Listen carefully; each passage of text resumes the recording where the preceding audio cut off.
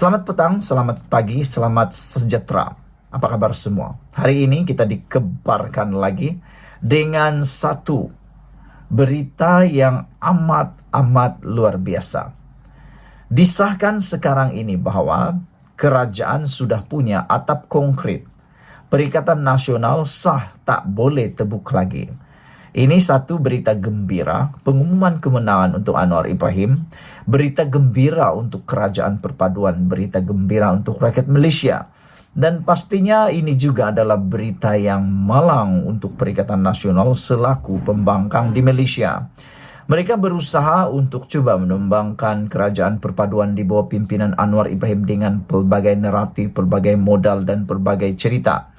Dengan janji, dengan ramalan seperti baru-baru ini bulan Oktober akan tumbang, bulan Ogos, bulan September, bulan macam-macam lah akan tumbang. Tapi sehingga ke hari ini kerajaan pimpinan Anwar Ibrahim makin hari makin tegap. Namun demikian, dengan pengakuan terkini ini, sekarang ini atap konkret Perikatan Nasional tak boleh tebuk. Ini adalah satu kenyataan dan satu realiti yang pastinya pahit untuk ditelan. Bukan saja oleh para pemimpin Perikatan Nasional yang sering meramalkan, meneratifkan, menceritakan kononnya kerajaan akan tumbang seperti Hadi Awang, Taqiyuddin Hassan, Muhyiddin Yassin dan lain-lain lagi. Tetapi juga akan membuatkan para penyokong akar umbi Perikatan Nasional walaun pasti akan kepedihan, kepahitan kerana rancangan dan keinginan untuk menebuk ke atap, menumbangkan kerajaan ini makin hari makin malap, makin hari makin tak menjadi, makin hari bertukar pula. Bukan Kerajaan Perpaduan yang bakal tumbang, tetapi Perikatan Nasional pembangkanglah yang makin berada dalam bahaya besar. Ahli Majlis Kerja Tertinggi UMNO, MKT UMNO, Datuk Lokman Nur Adam menyifatkan Kerajaan Perpaduan yang ada pada hari ini teguh dan tidak boleh ditebuk oleh pembangkang Perikatan Nasional. Beliau mencadangkan agar Perikatan Nasional pengerusinya iaitu Tan Sri Muhyiddin Yassin melepaskan jawatan itu sekaligus memberi laluan kepada PAS untuk mengepelai Perikatan Nasional. Muhyiddin sepatutnya melepaskan jawatan itu iaitu pengerusi Perikatan Nasional, kata Lokman Adam. Beri laluan kepada PAS untuk menyerang secara konsisten, istiqomah dalam usaha menebuk atap. Walaupun mereka sedar hari ini tiada lagi atap genting atau atap rumbia. Yang ada hari ini ialah atap konkret, tidak boleh tembus apabila ditebuk. Tak cukup jumlah, sindir beliau dalam satu video di Facebooknya.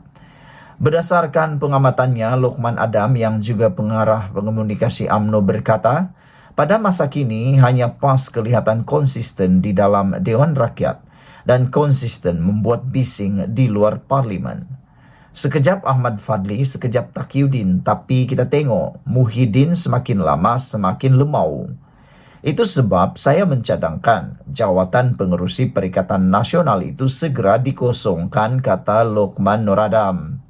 Lokman turut mencadangkan agar ahli Parlimen Kemaman baru iaitu Datuk Seri Dr. Ahmad Samsuri Mokhtar mengambil alih tugas memimpin Perikatan Nasional, memandangkan Samsuri yang juga naib Presiden PAS dicanangkan sebagai calon Perdana Menteri Perikatan Nasional. Di peringkat negeri, Samsuri ialah Menteri Besar Terengganu. Bagi laluan jawatan itu kepada Datuk Seri Dr. Ahmad Samsuri Mokhtar supaya beliau boleh cepat mengambil alih kepimpinan Perikatan Nasional. Maklumlah, Muhyiddin sendiri kata Samsuri akan jadi bakal Perdana Menteri daripada Perikatan Nasional. Bagi laluan cepat-cepat supaya Samsuri boleh menjalankan tugas dengan lebih efektif, walaupun kita tahu dia Samsuri tidak ada masa nak buat kerja. Apatah lagi dia sebagai Menteri Besar Terengganu dan adun ruh rendang. Sekarang ini dia tambah satu lagi kerja, jadi ahli Parlimen Kemaman. Kemudian nak jaga 4 portfolio exco kerajaan negeri lagi. Kesian, ujar Lokman dalam video itu. Pada 27 November lalu, Muhyiddin dilapor berkata, beliau tidak menafikan Samsuri sebagai calon Perdana Menteri pada masa depan untuk gabungan berkenan. Beliau berkata ia adalah langkah strategik gabungan tersebut sekaligus memberi gambaran Perikatan Nasional mempunyai ramai calon dan tokoh untuk diketengahkan. Pada 3 Disember lalu, Samsuri sekali lagi menegaskan beliau tidak pernah sesekali terlintas dan tercita-cita menjadi Perdana Menteri. Bagaimanapun beliau sedia mempertimbangkannya pada masa akan datang jika diberi amanah oleh parti dan rakyat. Sekian dulu untuk kali ini. Jangan lupa tinggalkan komen anda, tekan butang subscribe. Malaysia kita punya, kita jaga sama-sama cintai Malaysiaku. Bye-bye. Selamat pagi, salam sejahtera. Terima kasih karena bersama dengan saya di Nazilin Unity Channel. Saudara-saudara sekalian, kali ini Taqiyuddin pula dalam bahaya besar. Apa yang menyebabkan Taqiyuddin tiba-tiba dalam bahaya besar? Ini semua gara-gara beliau bakal akan diheret ke jawatan kuasa keistimewaan Parlimen. Apa cerita? Sebelum kita teruskan ulasan kali ini, jangan lupa tinggalkan komen anda, tekan butang subscribe bagi mendapatkan isu-isu terkini dari channel ini, dan pastinya untuk membantu menyokong mengembangkan channel kesayangan anda ini. Hari ini Kit Siang mengambil keputusan untuk mengheret Taqiyuddin ke jawatan kuasa keistimewaan Parlimen. Veteran DAP Lim Kit Siang menggesa pemimpin PAS Taqiyuddin Hassan dirujuk kepada jawatan kuasa keistimewaan Parlimen kerana menyifatkan kenyataan berhubung Perdana Menteri bukan Melayu sebagai naratif beracun. Lim juga menggesa Setiausaha Agung PAS itu memohon maaf dan menarik balik kenyataannya. Taqiyuddin harus dirujuk kepada jawatan kuasa keistimewaan untuk melihat sama ada dia telah melanggar sumpahnya sebagai ahli parlimen untuk memelihara, melindungi dan mempertahankan perlembagaan. Dengan menyifatkan bahawa kenyataan Perdana Menteri bukan Melayu adalah naratif beracun yang berisiko menimbulkan ketidakharmonian, adakah Taqiyuddin mengatakan bahawa Perlembagaan Persekutuan dan Rukun Negara adalah dokumen yang memecah belahkan dan menghasut? Soal Lim dalam satu kenyataan hari ini. Taqiyuddin sebelum ini menggesa Perdana Menteri Anwar Ibrahim untuk menghentikan naratif beracun DAP.